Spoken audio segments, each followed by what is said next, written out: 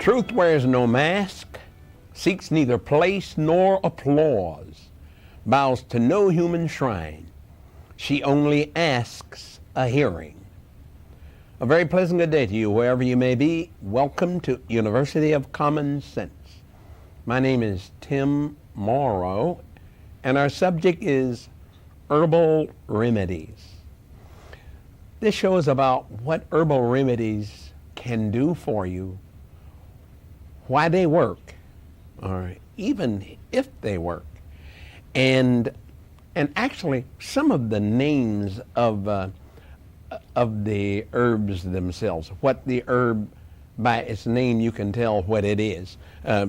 For instance, if you wanted a diuretic, that's an herb that takes off water. But the bottom line to this is, I've been talking about herbal remedies now for probably 17 or 18 years.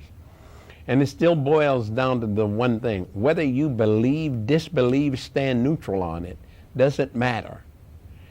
Does it work? Remember, any animal that gets sick anywhere in the world never runs to a pharmacy. Well, take that back. He does. He runs to God's pharmacy because he knows the answer is in the earth from which he came. That's the same here. We are dirt made flesh, and the only reason why we have to use herbs is because of that very reason. We have to circulate the earth through us. The earth has to circulate. The tree, remember, can stand there with its tentacles into the earth and pick up all the nutrients that it needs. But we're mobile. Animals, man is mobile. So for the earth to work for him, he literally has to eat it. So it goes through his body. The purpose of herbs is, number one, is they fill the belly. But number two is that's our nutrition. We run off of the life that is in the herb. It is the life. The essence of the herb is the life. That means the herb itself, every ounce of it has to leave the body. Every ounce of that herb has to leave the body. What we extract is the life from it. Now, the life is taken out as it goes down through the small intestine. That's the reason why it's important to eat mostly raw, if not all raw. Notice the animals, none of them cook their food. All of them eat the food like God gave it to them. Why? Because it has its nutrition in it. All the nutrition is in it, and it wants to extract that nutrition. The reason why the small intestines are so long, like about 20 feet of small intestine, is because that's where the actual life is taken out of the food, and that life is put into the bloodstream. However, if you had no life in the food, of course, you're not going to extract any life from it. That's what this is about. When we talk about the medicinal herbs come from the word medicine, and medicine is found only in the herb. Man can say he makes all this stuff and it's medicine, but what he did was he actually went into the laboratory, found out what the herb has in it, its active ingredients, went in the laboratory, made it synthetically. It's synthetic. The problem with that is you're not. You're not synthetic. You are organic. And the only way that the herb will work is that it is organic, like you are. Any living thing, it means it's organic. Here, the point here is, Americans are so sick that they need the medicinal herb all the time. Now remember, the medicinal herb was made because if we get sick, it's literally nothing more than concentrated food. All of the medicinal herbs is nothing more than concentrated food. The same thing you'd find in cabbage or lettuce or celery. It is in the medicinal herb. It is just that it is in such great amounts. It is very It's very strong medicine. It's very strong food, because remember, our food was meant to be our medicine, and our medicine our food. And if you ate that way all the time, where you were eating living food all the time, you would never have the problems that we have today in America. Today we are very sick in America. I mean, this is a real time of crisis, because today we're almost where the Roman Empire was when it fell. As a nation, we are sterile, degenerate, worn out, devoid of vigor.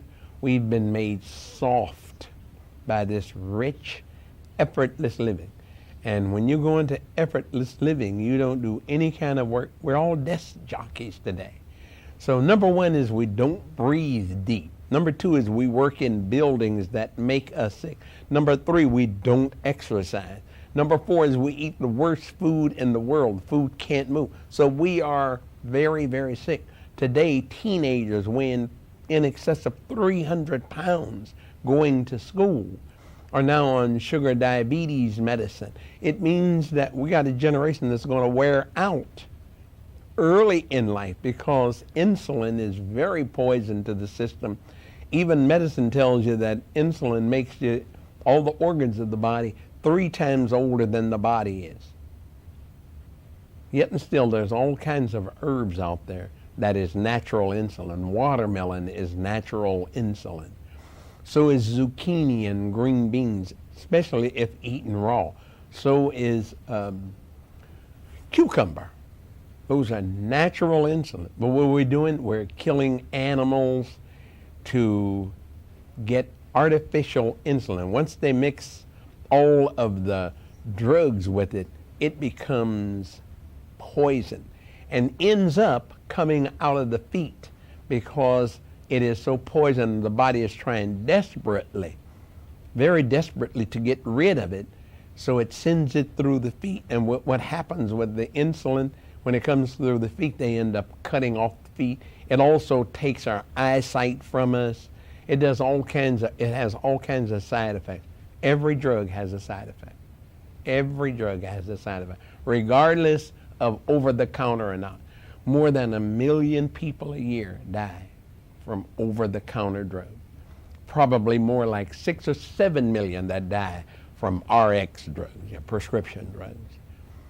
In spite of the fact that everything is here that we need. In fact, what I want when I get sick is I want what the medical field imitated. Don't forget, imitation is also counterfeit. So you're trying to get well with counterfeit. That's where we are. That's where we are today. I chose today to choose Stan Malmstrom. Stan Malmstrom is a great herbalist out of Utah. And he's written a book called Own Your Own Body. I'm not promoting the sale of the book. I'm just promoting the things that he says in there. One of the things he wants to do is teach you how to take care of yourself. I don't want to be your doctor. I want to teach you how to be your own doctor. If you give a man a fish, you'll only feed him for a day. But if you teach him to fish, you can feed him for a lifetime. That's what I want to do. I want to teach you to fish so that you can learn how to take care of yourself. I like the things that he's written in this book because they are for real.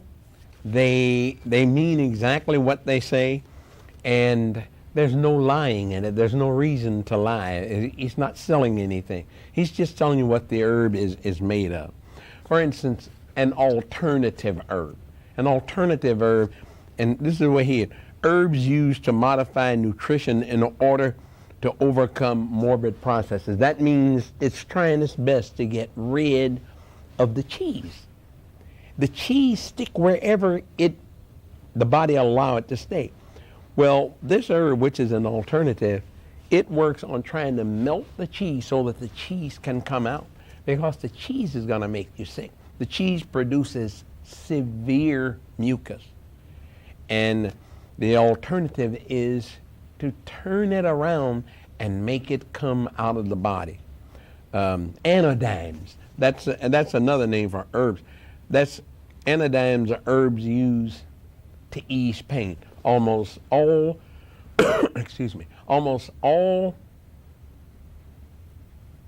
herbs that are nervines also helps to get rid of pain, because we feel pain through the nervous system only. If it doesn't affect the nervous system, you can't feel it. So it only affects the nervous system. In fact, there are more nervines than there are any other herb on earth. Why? Because everything is felt through the nervous system. It doesn't happen through the nervous system, you cannot feel it. So it's very important to soothe the nervous system. That's what anodynes are called. And there's all kinds of them. You know, most of us know something about catnip or valerian, because valerian root is the herb that they use to take out the main ingredient and put it into drugs, and then they call it a nervine, a nervine that medicine is made. Medicine makes no nervines nor any other herb.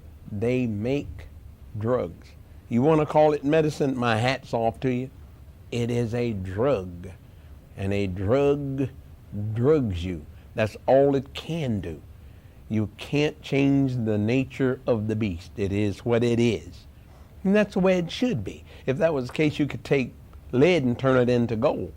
That's not going to happen. But like catnip, valerian root, that's what they make Valium out of. They just take the main ingredient, add all the drugs to it, and then they call it Valium. But it comes from the word valerian root. Let me tell you something. I fly helicopters, and I will take 10 valerian roots and go fly in a helicopter. I wouldn't get away with taking 2 Valiums, because I'd be on my last helicopter ride. You can't compare the two of them. One of them have no side effects. The other one almost have all side effects. So that's what an anodyne is. It's herb that helps to get rid of pain. Antiseptics. Antiseptics are herbs used to destroy or inhibit harmful bacteria. For instance, one of the big users that we use today, that medicine uses today, is penicillin. Penicillin is supposed to kill bacteria. Actually, what penicillin does is it dries up everything it touches. It dries it up. And since it's dried up and buried, it gets covered, we feel as though all is well. That's not what an antiseptic is supposed to do. An antiseptic is supposed to get rid of the waste. Now remember, when we're dealing with bacteria, all we're dealing with is mucus. The side effect of eating processed food is mucus. But mucus is very acid. Acid burns. No matter where it comes out of you, acid burns. If it comes out as dandruff or acne or eczema, psoriasis, or athletes with a yeast infection, strep throat, they all burn because it's the waste coming out of the body. It is all exactly the same thing. Not pretty near the same. It's exactly the same thing. It's just the waste coming out of a different place in the body. When they name all the different names, then they can sell you a remedy. But it is the same waste coming out of the same body. And antiseptics will clear it away. It will get rid of the bacteria. It will not bury it so that at another day and time it can come back and worsen the condition. That's the reason why the word that you hear coming from doctors is that it is in remission. Look out. Because when they're talking about in remission, it has been buried and it is smoldering away. And one day it's going to explode. What you want to do is you want to get rid of it. That's what antiseptics does. It gets rid of the mucus that causes the inflammation, and it gets rid of it. That's what you want to do, is you want to get rid of it, not bury it, because once you bury it, it will be back again and again and again. Antispasmodics, herbs used to prevent or allay spasms or cramps. Things like valerian root is very good for getting rid of cramps, because It has a lot of herbs in it that relaxes the muscle. That's what you want to do, is you want to relax the muscle. One of the things that happens when we have cramps is that there's not a good circulation. There's not a good circulation going on in that area. And the cramping is the body showing you that it needs herbs that will open up bloodways, will relax the muscles. So that's what an antispasmodic is. Aromatic herbs, herbs which emit a fragrant smell and produces a pungent taste, used chiefly to make other medicines more palatable. They are herbs that have a good odor to them. They smell good. And it's like you say, they use it in herbs that don't taste so good. And one of the reasons why drugs took over so well in this country was because they promised that you wouldn't have to taste it. Herbs taste awful. Most of them taste awful. But the little pill that was given by the doctor was going to be the panacea. It was going to take care of everything. Herbs were outdated. You didn't need them. Folks, I'm going to tell you something. As long as we're on this planet, there's never going to come a day when the herb is not needed. When the herb is not needed, neither will the sunshine, the air, nor the water. None of them will be needed either, because the herb captures the air, the sunshine, and the water. And when you eat it, that's released inside of you. That's the healing power, the minerals from the sun and from the earth, all the nutrition that's in the earth. That's how the herbs work. That's why they work, is because we're literally catching the elements. And now when you eat it, the element is released into your body and you get well. The wonderful thing about herbs is when you get well with herbs, you look like you got well with herbs. When you get well with drugs, you look like you got well with drugs. Drugs have no life in them. And they steal the little life. That's the reason why we look so dead when we're taking drugs. The skin turns grayish and wrinkles and all that stuff. That's what happens when you're using something that is not real. The drug is not real. It is. I know that the world is hooked on it and everybody loves drugs. And they don't really like drugs. People don't like drugs. They know that the side effects is telling them that that's not for them. But we don't know anything else. A drowning man will grab the sharp edge of a sword. If you understand what I mean. When you have no other place to go, you just continue to go to the same guy that never helps you. In fact, your conditions get worse. I know I'm a victim of that. 5 years of the prostate problem, and every year I got worse and worse. And one year I got sick of them and fired them all. That was when I started to get well. And that was also when I realized that the poor doctor, he's not responsible for your health. You may want him to be, but he's not responsible for your health. He's hardly responsible for his own health. In America, everybody dies under the care of a doctor. Even the poor doctor dies under the care of a doctor. I started following the dog 25 years ago, and I liked his rate of getting well. He'd go out and he'd eat the grass. No matter how sick he was, he'd throw up. And by golly, in hours, he'd be well, out doing what he needs to do. Well, I started following him. I liked that. And I liked the fact that he didn't have to go around looking for a second grass. You know, if this one don't work, I'll try another one. No, the one that he ate worked. He went and regurgitated, and by golly, he was good right away. So I've been following the dog ever since. I stopped following the dog. And I'd like to think that I'm at least as intelligent as a dog. So when something happens to me, realize that the dog knows and understands that the blueprint to his body is in the earth that he came from.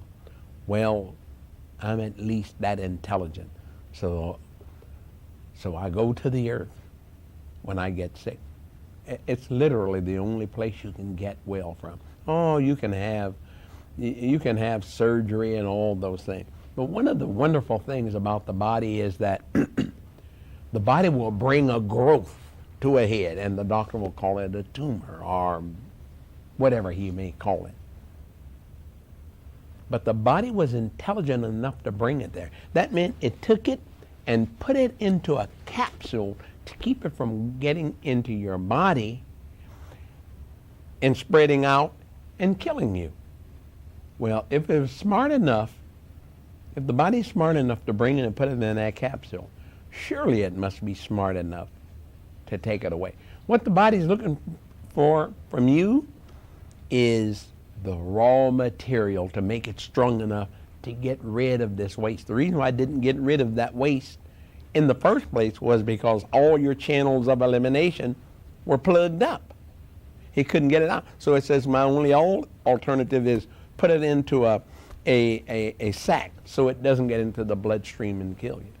Well, it's waiting for you to do something. It doesn't know that we don't know the first thing about our bodies. We go to the doctor. The doctor gives you another form of waste that will make that capsule bigger. Why? Because it's holding waste as is. The doctor is shooting waste in, or you're taking some drug that's going to put more waste in it, so it'll become bigger or even hard. Remember this. When the doctor removes the tumor, who heals the wound that the doctor leaves in there? Who heals the wound? Guess who heals the wound? The body does. The body heals that wound. Well, if the body could heal the wound, how come it couldn't heal the problem? What we actually did was we gave it a second job to do that it didn't need to do. If you had sent in the herb that the body needed, it would have repaired that. It would have gotten rid of the waste that was in it because the body now had the strength to do it. It would have gotten rid of the waste that was in it. That thing would have went back down to where it totally disappeared. Not where it shrunk, but where it totally disappeared and you got rid of it. And now the body is doing what it's supposed to do. All it wants from you is the raw material. These are the herbs that are the raw material. The carminative herbs which help expel gas from the stomach, intestine, and bowel. Cascara sagrada is one of those. It helps to get rid of the waste. Literally, the number one thing that we suffer from is the body's waste, the colon, the bowel. If you don't take care of that, you can't get well. And so that's what a carminative is. It is to get rid of that waste. A cathartic, herbs which cause evacuation of the bowel. Same kind of thing. It's getting rid of the poison. We suffer only from the waste that we put inside of us. That's all we suffer from in our lifetime. I don't care whether they call it the common cold or AIDS. These are the herbs that will help you to get rid of it. Demulculating herbs. Herbs used to relieve internal inflammation, provide a protective coating, and allay irritations of the membrane. We have in us, in the colon, in the lungs, in the uterus, we have this nice soft lining. There's these soft linings are not supposed to be, they're supposed to be nice and soft and flexible. This is the herb, the demulculating herbs are the ones that brings that nice soft tissue back. Isn't that amazing? That it can do that. It brings that nice, no matter that we worn it off, the emulgentants make it so that you can replace it. The lungs, the colon, and for females, the uterus. The emulgentants are great herbs. Diuretics, herbs that take off water. Nice thing about water, when the medical field started making diuretics, they went out and they found out what the diuretics had. Things like sage, hawthorn berry, dandelion. I mean, this is just a few of the words that come right off the top of my head. These are herbs that are diuretics, and they help you to get rid of water. Water builds up. Let me tell you about the body, and the body is intelligent. If the body holds water, it's holding it for a reason. It doesn't just decide, I'm going to hold water today. No, it's doing it for a reason. That means there's some poison wherever this water is being held. What did the doctors call that? No, I forgot what they call it. But water retention is holding water. And the body is holding it for a reason. There's some poison there. That's what it's holding it for. It can't get rid of the bowel, the colon. It can't get rid of the colon, the lungs, the kidneys, the skin, or the vaginal tract. Then wherever that poison lies, the body will send water out there to dilute that poison. Now, you don't want to get rid of the water. You want to get rid of why the body is holding the water. If you'll get rid of the poison, when you get rid of the poison, then that is what is actually what you want to do, is to get rid of the poison. You don't want to get rid of the water. The water is actually your friend. The doctors call it edema. And edema will happen in the lower part of the body. It'll happen a lot in the lower part of the body. Why? Because gravity pulls downward, and much of the poison will lay in the feet. And when it lays in the feet, the body sends water down there to get rid of it. But water will show up anywhere. The diuretic helps to take off that water. And there are plenty of diuretics on earth also. Emetics, that's remedies that induce vomiting. And there is a time when you might very well want to take care of that very situation. At University of Common Sense, we are here to teach you the simple remedies that will make things work. Remember, growing old does not make us sick. It's growing sick that makes us old. For University of Common Sense, this is Tim Morrow. And you'll see us next time.